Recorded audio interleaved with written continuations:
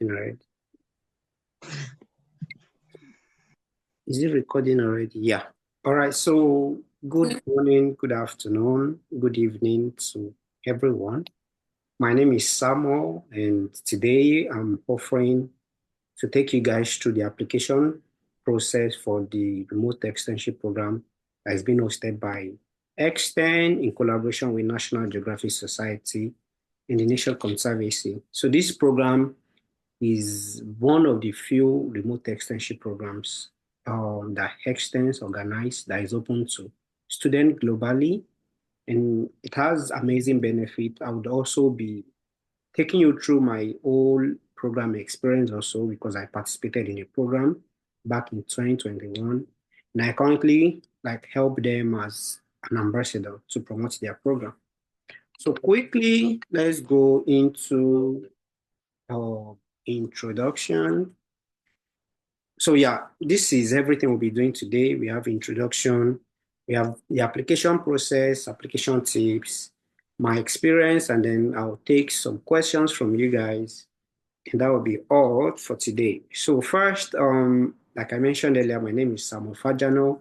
I'm currently a graduate student at Florida A&M University in Florida, USA, and I also currently support external work as an ambassador since 2022. And I am passionate about environmental sustainability, environmental education, climate change advocacy, and conservation generally. I also enjoy nature. I love God and people. And for the past 4 years now, I've been providing career mentorship for young people, especially undergrads, who are interested in building a career in environmental related fields. And also to introduce you to the externship program. The remote externship program, like I mentioned earlier, is being organized by a company called Hexten. It's a US-based education company, and the program will be running for 8 weeks, and it's remote, very flexible, and open to students globally.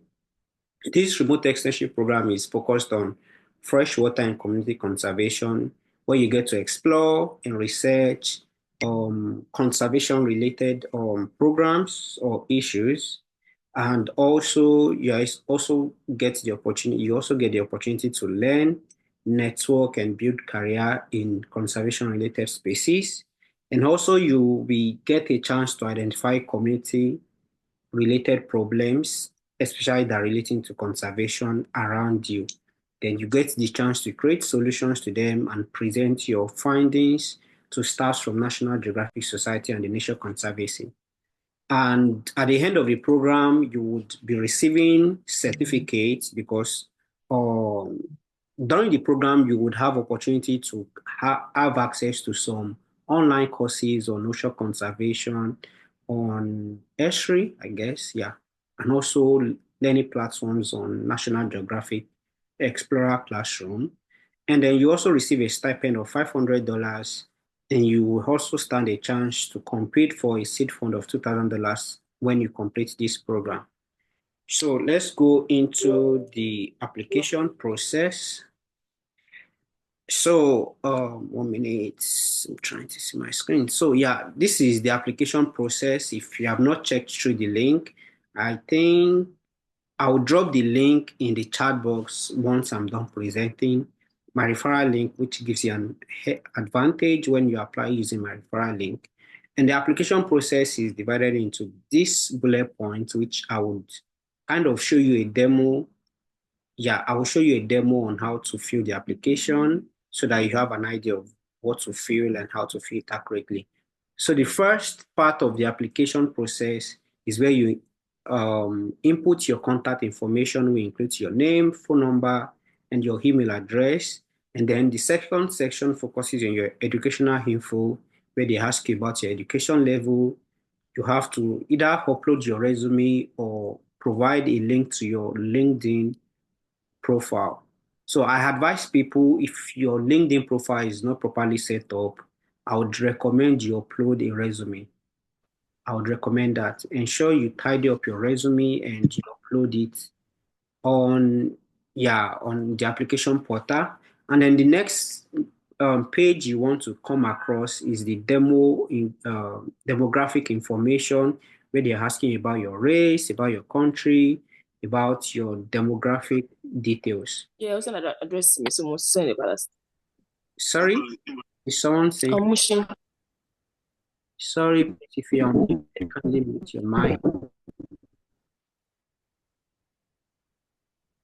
Please, if you're muted, kindly mute your mic. So, Follow Abdul kindly unmute yourself. Mute yourself.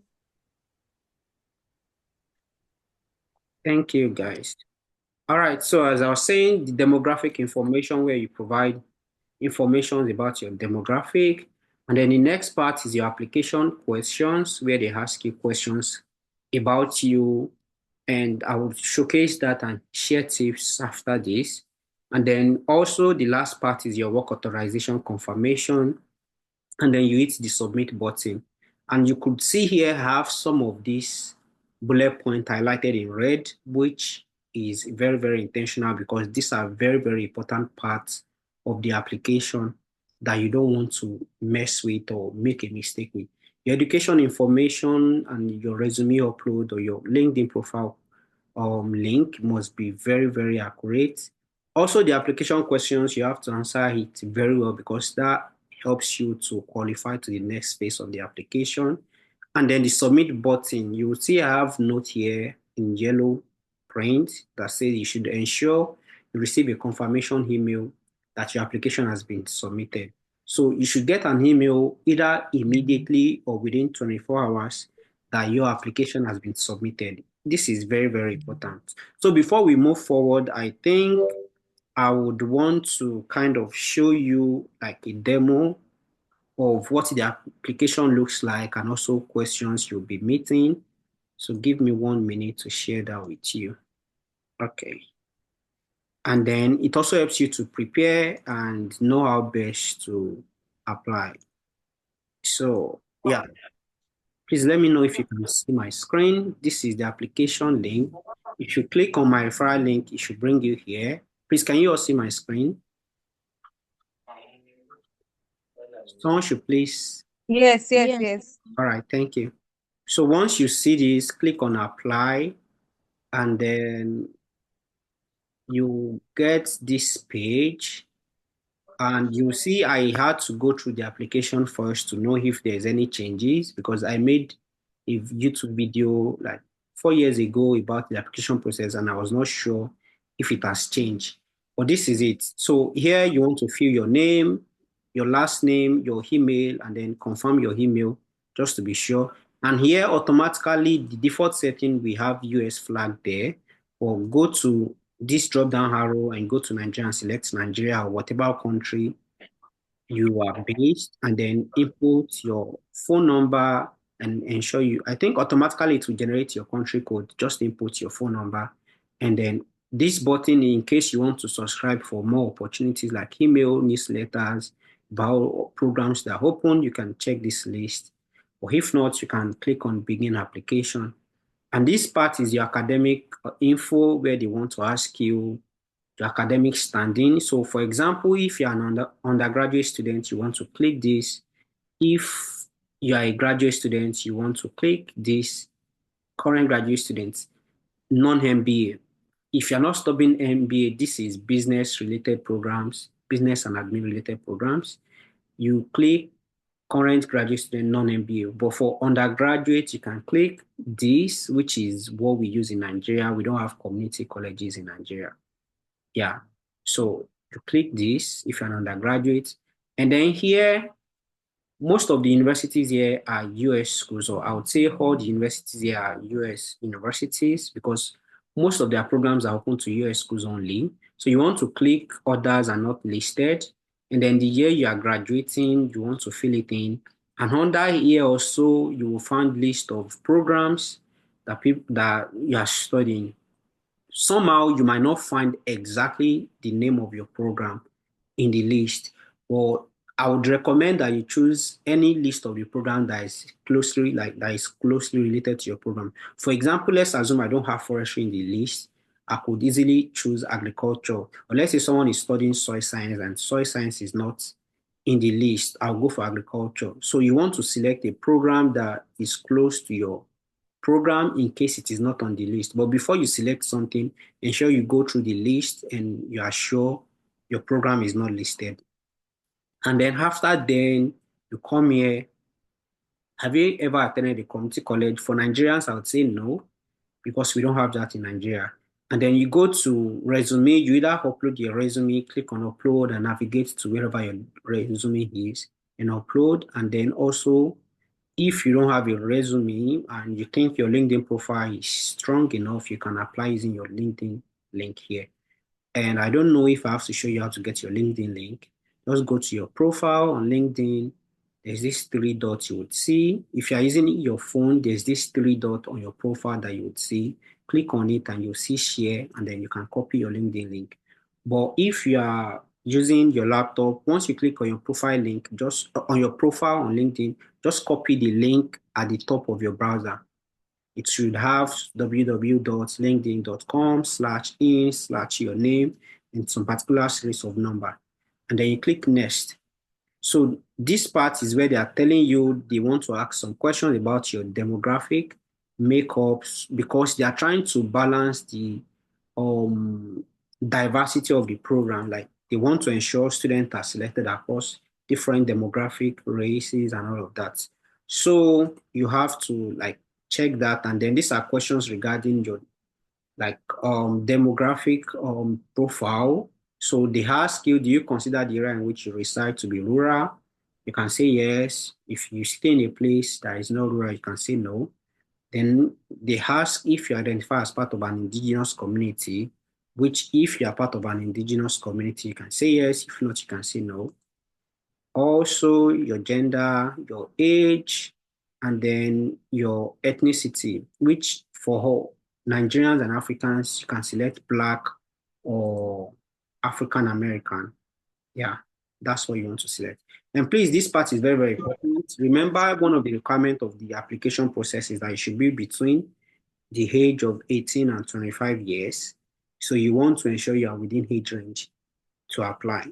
I tell people if you are 26, you can still apply, but I would recommend you say 25 in the application because automatically that will disqualify you. Also, you want to identify if you're part of LGBTQ, if you have disability, and all of that, which I think should be no for majority people. Veteran is no. And then also when they ask you if you have a current work authorization, your answer is you are not currently authorized to be in the US. That is what you want to select. And then part is very, very important because this is the application questions where you have to detailed explain yourself using 300 words. The question is, what would you like to learn or achieve through this externship? Why is that important to you? And they say it should be as specific as you like. And one of the advice I've been giving to people concerning this question is that ensure you tie this to your career. All right.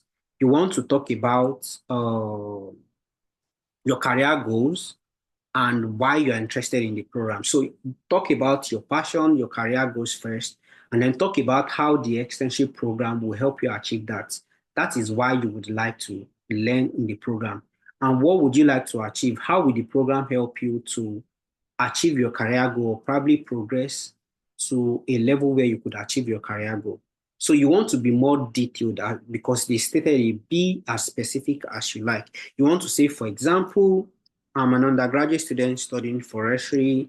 I'm passionate about environmental sustainability, and participating in this program would help me to learn about, global issues or conservation issues, or help me identify local conservation issues in my community. And at the end of the program, I hope I would have enough knowledge I would have improved my skills in social aspects in this and that. I'll be able to build networks with, young minds or young makers. Please, if you're muted, kindly mute your mic. And like it will give you the opportunity to network or connect with other young people who have the same zeal and passion with you. Anything that you think you want to learn from the program, be as specific as possible. Remember, the word limit is 300 words, right? And then you go next, they're asking you following questions because you have the opportunity to identify, research, and solve problem around your local community during the program. So they want to ask which local community, what country or area is your local community located, which is country, you select Nigeria. And then they want to ask you, why did you select this particular community and what is your connection to this location? So during the externship programs, like I mentioned earlier, you would have to carry out a kind of research on a particular local conservation issues happening in a community that you desire. And then they want to know, why are you selecting this community? Okay, if you get selected, what community do you want to carry out your research and why this community? So you want to like brainstorm and know, okay, for example, during my program, I did my research at Araromi Seaside in Ondo State, Nigeria. And while I was applying, they didn't ask these questions because a lot of things has changed. They didn't ask. It was during the program that I had to identify where I want to carry out my research. And through consultation, that was when I identified where I want to do the research. But one of the things I was able to identify during my research is that this local community, a lot of people don't know about them. It's a coastal community in Ondo State that has a beach, but nobody knows about it. It was during my project that it got a lot of visibility and all of that. So you want to carefully select a location where you want to carry out your research. And I advise, because it's a program on freshwater and community conservation, you want to work with a community that has water bodies located in them or that are facing conservation issues, but ensure that it is a community that has coastal bodies around them. So you also want to say what your connection is to this location. For example, it could be that this is your hometown or places that you've lived, and you want to talk about how growing up, like how you experience the impact of climate change growing up, and how you think you want to solve that problem through the opportunity to participate in the externship program. It could be any story that you want to come up with, but ensure you have intentionality when selecting the community where you want to carry out your program. All right.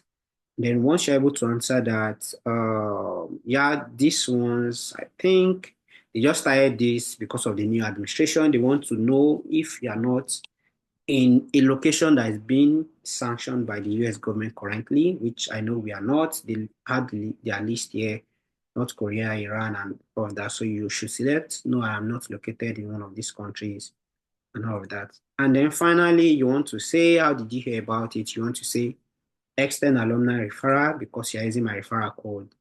And you want to check this box and then click on submit. And like I mentioned earlier, please ensure you receive an email within 24 to 48 hours after you submit your email. If you don't, please reach out to the team, send an email to, what's the email address again? I can't remember now, but if you go online and search for Extend, you should find their customer service email there. So let's go back to the presentation quickly so we could finish on time. And then, so once you're able to complete the application process, that is all for the first round. And then one thing about the application process is that it is in 3 phases or stages. We have the first stage, which is what I just explained to you now, which is the online application where you submit the interest form. And sorry, excuse me, I need to stretch my leg. And then it takes 1 to 2 weeks to get the feedback from them after you submit your application. And please know that early application helps you a lot because the application process is in a rolling basis, which means that they review application as they receive them. So you want to submit your application early, and I think the deadline is June something. I can't remember the specific, but I think June 10 or so. That's the deadline. So the second stage is the video interview stage, where you are requested to submit a recorded video answering some questions. And I said in my PowerPoint that it is the most challenging stage, but you can ace it. So just like a kind of heads on, once you qualify from the first stage to the second stage, you'll receive an email asking you to record a video, which you can do on their platform. It will have links to it, and then they will ask you some questions. And from my experience, sorry, my leg is like I don't have what's it called? I don't have a chair in my room. So I was folding my leg and it's kind of paining me already. So sorry for that. So the second stage, you will receive an email telling you you've qualified for the second phase, and you should click a link to provide your recorded videos. So these questions are always around you. They will ask about your career goals. I don't know. There's a possibility these questions might change, but I know for the past 4 years now, they still recycle some of these questions. So they'll ask you questions like, what are your career goals in 3 and 5 years? They will ask you questions like, how do you think the program will help you achieve your career goals? You ask you questions about you, which is to introduce yourself, where they will ask you to talk about, I think, your age, your course of study, everything about you, whatever it is you want to say about you, which each video has to be within 2 minutes. Yeah, it should be 2 minutes. Yeah, 2 minutes, not more than 2 minutes. They will ask questions about what kind of skill or quality do you think you need to succeed or excel during the externship program? And then I think the last question, I know it would be like 5 questions that they will ask you, and you have to record a 2 minute video for each question, which you can upload on their portal. So there are two ways to it. You can either, I don't know if that has changed or so, but I know previously you can either like check the questions and record offline and then upload your video, or you can upload direct, like you can record directly on the website. All right, so those are the two ways. But one thing you will have access to is that you get to see the question before you can record, so it helps you to kind of quickly brainstorm on what you want to say before recording. So this stage is one of the most challenging stage, but you can do it, I believe. If you need helps on any aspect of the process, feel free to reach out to me. I'm always happy to help you. Then the final stage, which is the live interview stage, interview phase, where you get to hold a 30 minutes interview with one of the external staff to share more about you and your personality. And this interview determines the final selection, and you can't afford to mess it up.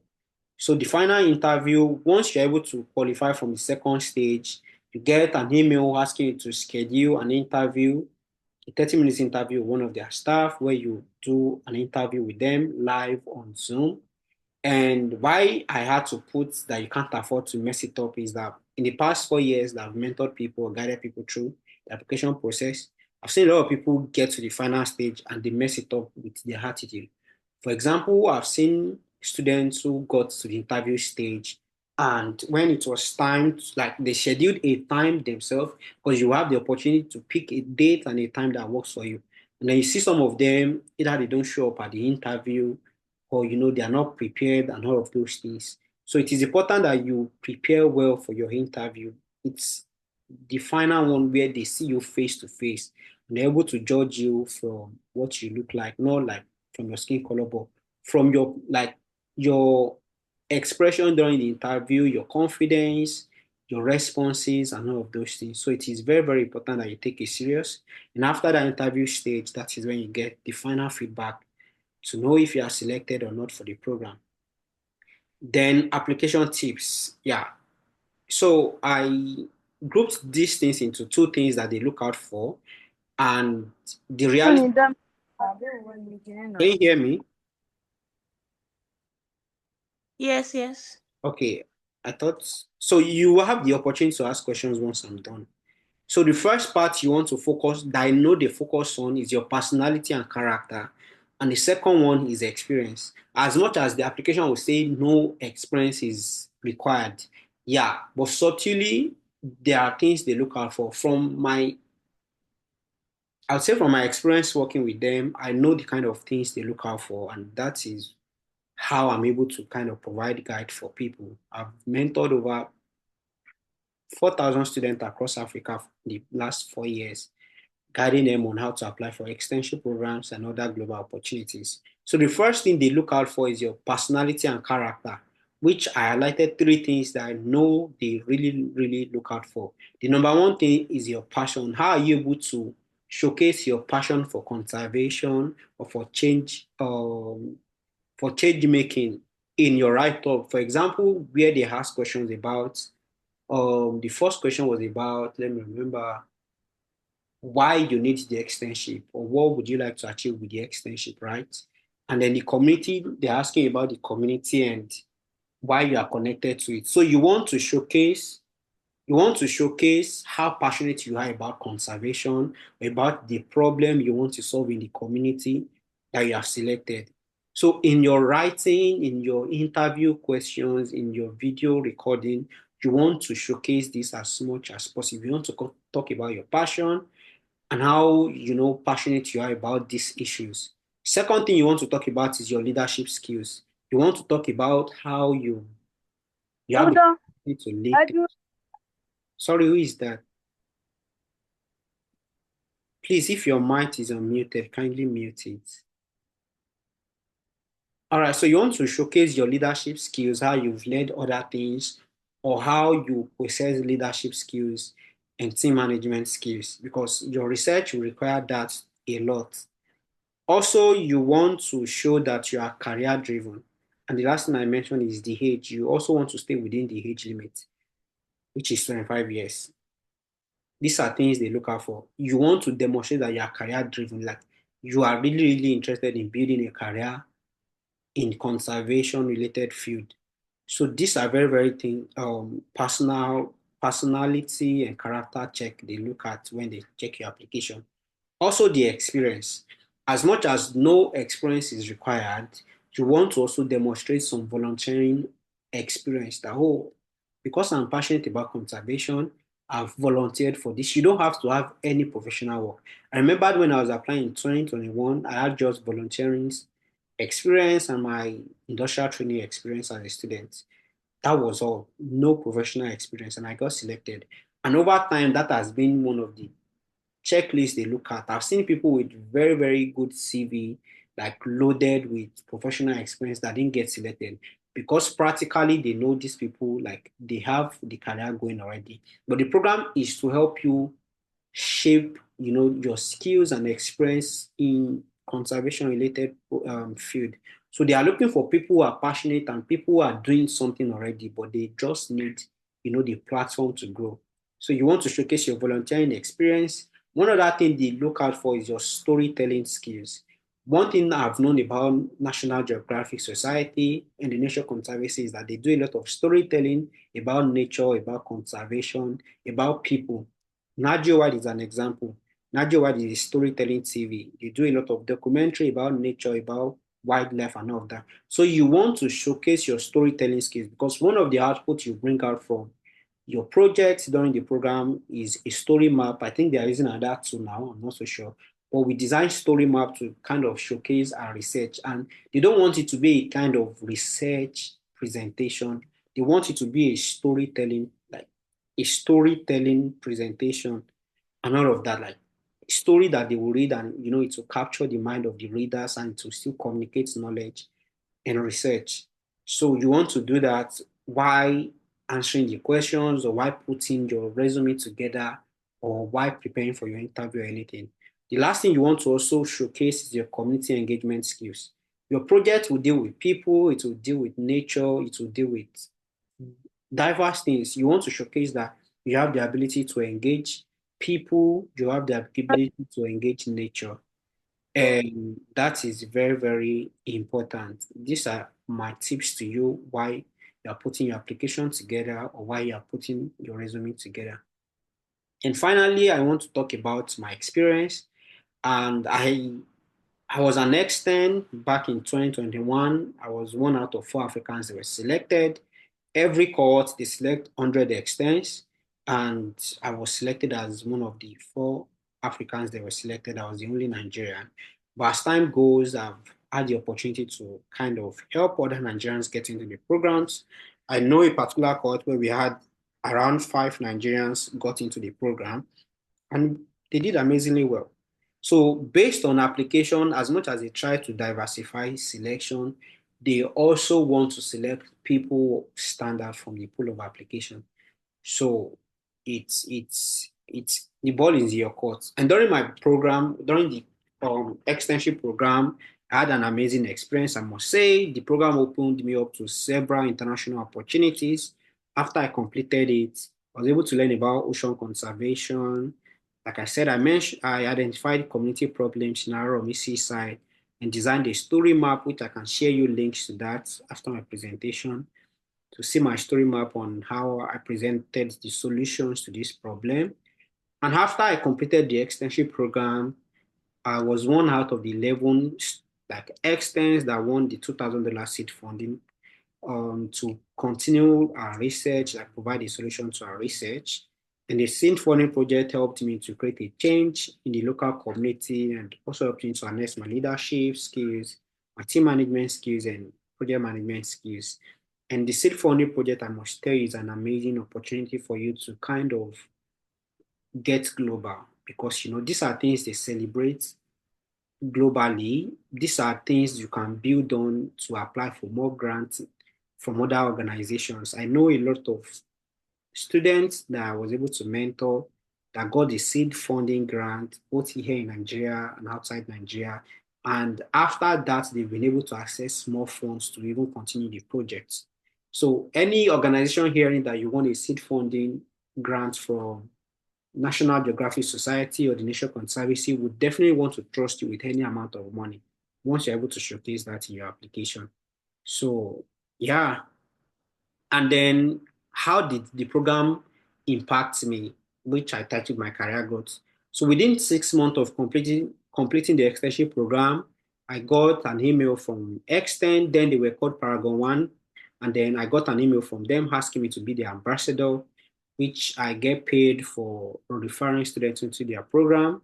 And after then also I got a 2 months internship with International Union of Forest Research Organization in Vienna, Austria, which I would tell you the externship program in my resume was a kind of boost to my profile because I've applied previously 2 times for the IUFO internship that I didn't get selected.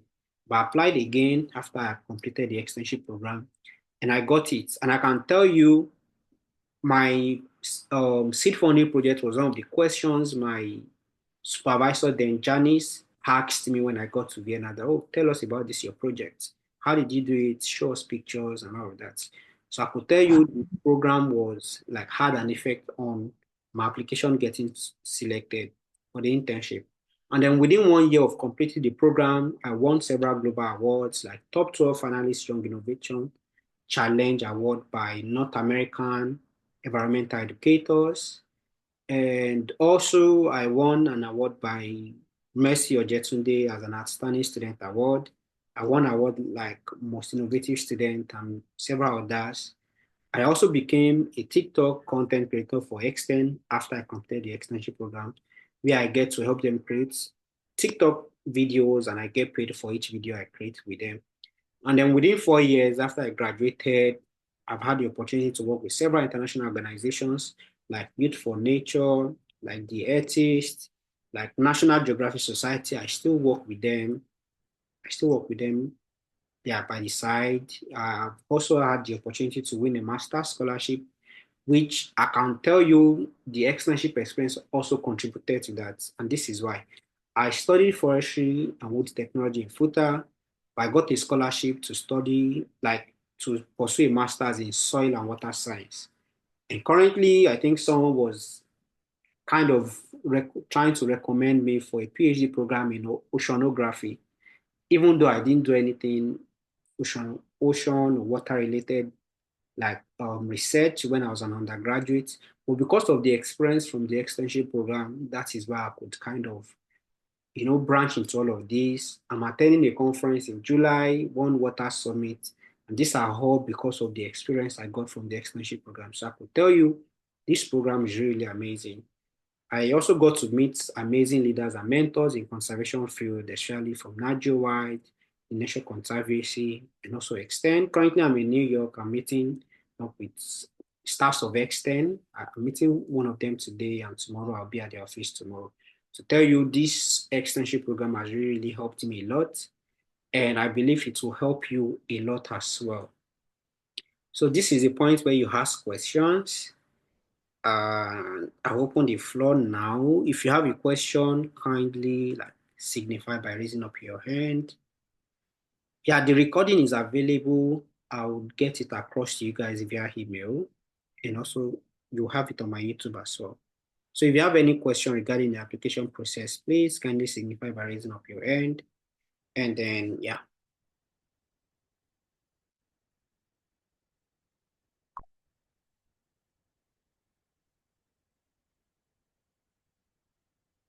Guys, please let me know if you have questions. If you don't have any question.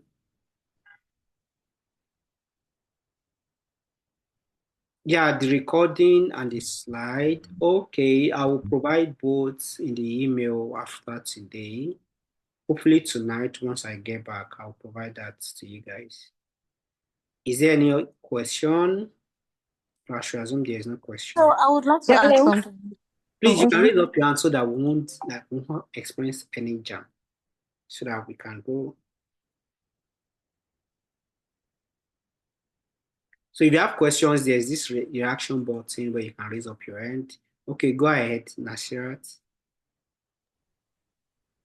So you made mention of you having a mix of glitch during your live interview with the extend officer. So how were you able to exit? Like, because I could know that would might reduce your, how would I put it,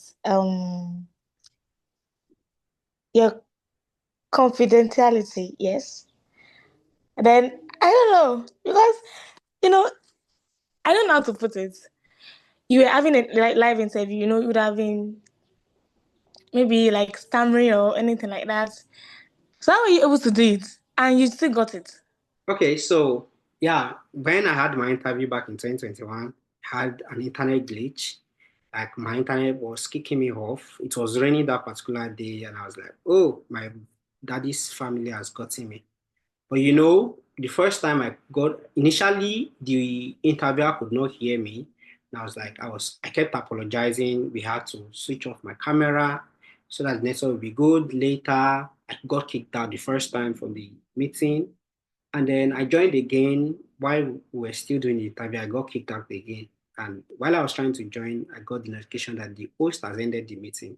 I was like, oh, out of 5 questions, they will ask you like 3 questions, like think in 30 minutes. And then I've just answered one. No, I just answered one. And then I sent an email to the woman to ask if we could reschedule that it's raining and my internet is bad. And she was like, no, she can't reschedule because other people have like time slot and our availability is full. And I was like, okay. And she recommended we'll try one more time that we should just switch off our cameras, that she has seen me already, and switch off our cameras and hopefully it will work. And that was when I decided to switch to my flatmate then. I had to switch my Wi-Fi connection to his internet. And I also prayed. And that was how I was able to go through it. And then one of the things I also want to mention is during your live interview, they will ask you, do you have any question? For any interview you ever want to do in your life, when they ask you, do you have any question? Please don't say no question. Be very prepare to ask at least one question that relates to the program. You want to ask about, okay, what should you expect? What are the, what's it called, core values of the organization for that? But for the externship, you want to ask more intentional questions about the program. For me, I remember that I was asking if they have like a kind of, what was the question I asked? I can't remember now. Why I remember that I asked the question. Okay, I'll go with tomorrow, then goodness after. All right. Thank you very much, sir. It's always a privilege to have you speak on opportunities like this. So quickly, there are 2 questions. The first would be, sir, under that the first stage, the CV. Um, Looking at it, it seems that with what you have said, volunteering experience is really required. So I would ask, apart from the volunteering experience, the normal basic information, is there need to add any certifications relating to the field of, let's say, forestry, for example, And that's for the first one. Then for the second one, as regarding the storytelling, I believe for myself, as we're having this conversation, from Edo State, and I've realized that okay, in a particular area in my community, I know we face erosion, particularly gully erosion that affects that community. So looking at it now, you tend to said in terms of having that storytelling. So how do we link it to say, okay, this is a problem I've encountered or I've seen, and what I've done, you understand, maybe in terms of sensitization, awareness to people, like, okay, this is what is happening. How can this be averted? Because it still ties down to also the volunteering experience as well. So I would like your explanation on that, so that when we are putting down those information, we'll have an idea on how to structure it properly. Also, I'm asking more than two questions. I really apologize. Finally, we are in the world of AI now, and I believe anybody that is going to be doing this application now, let's face the truth, we are not perfectly in terms of the grammar. You understand? How do we avoid our submissions not to be AI written? As because I notice sometimes you might write something down and say, okay, correct the grammar, can change everything. So how do we navigate that, sir? Thank you. Okay, so first concerning the resume, I think one thing I didn't mention also, for resume, it is always advised that it's no more than a page. Keep your resume to one page, especially for program like this. So you want to highlight, I believe everybody is familiar with how to write a resume. You want to highlight 2 to 3 volunteering experience. It could be you participating in tree planting, exercise, awareness programs in your school or your community. And then certifications are welcome, should be part of what you have there. Now going to the community thing, it is not important that you've done something in the community where you want to work. It could be that it is the community you know about that are going through that are experiencing the impact of climate change. For example, I've never been to Araromi Seaside before. I didn't even know about it before. I got to know Araromi while I was looking out for a place to carry out my research. All right. So it is not important that you've done something at that community. Just identify a community, identify some of the issues they are facing, and discuss this while you are writing your application response. For example, let's say I've not been to, I don't know, which other lake do I know? Let's say, oh, I've forgotten this particular coastal community in Lagos that they survive on water. I can't remember. Aja. Not Aja, this poor community. Makoko. Makoko. Makoko, yeah, thank you. Let's assume I want to say I want to do a research in Makoko now. Generally, I know there are information about what they are experiencing in the community. I could come up with, oh, this is why I am connected to this community because like kids are suffering, families are suffering, and this is the problem you think is affecting them. You're not trying to say the solution you want to bring is to migrate them from that community. No, it could be some of the challenges, it could be pollution that you want to solve, it could be awareness that you want to do, and all of those things. Just say, okay, this is the problem you have identified. This is why you are you are kind of connected to the problem, and that is just it. Go ahead, Goodness, and then I'll take the last 2 questions from the chat box because I'm trying to rush. I should be on my way somewhere now. Goodness, go ahead, please. All right, thank you very much, Sam. Thank you. Okay, I think I have 3 questions, but you've answered one already. Yeah, so the first question is, I want to know for this extend, like how many people do they pick at the end of the day, like in general? That's one. Then two, you talked about is either you upload your resume or you put your LinkedIn that's the link to your LinkedIn profile. So the thing is, I don't know, is it possible to do the two, or it's like optional? You have to do just one. So that's what I want to confirm. Okay, so first, the select 100 student per cohort, just 100. Then secondly, for the LinkedIn resume part, you can, like each of them is optional. You can either decide to upload resume and not include your LinkedIn, But if you think both are good, why not? During my application, I did both. I had my LinkedIn link there, I had my resume there. So you can do both if you have both. But what I say is, if your LinkedIn is not like you think is not properly set up, it won't showcase you as best. Because what if the person reviewing your application only checks your LinkedIn and ignores the resume?